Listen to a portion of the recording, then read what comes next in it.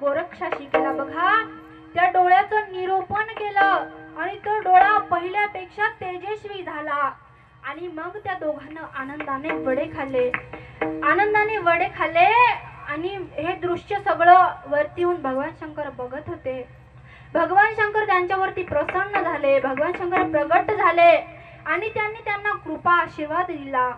त्या मच्छिंद्र गोरक्षाला आशीर्वाद दिला आणि भगवान शिव निघून गेले.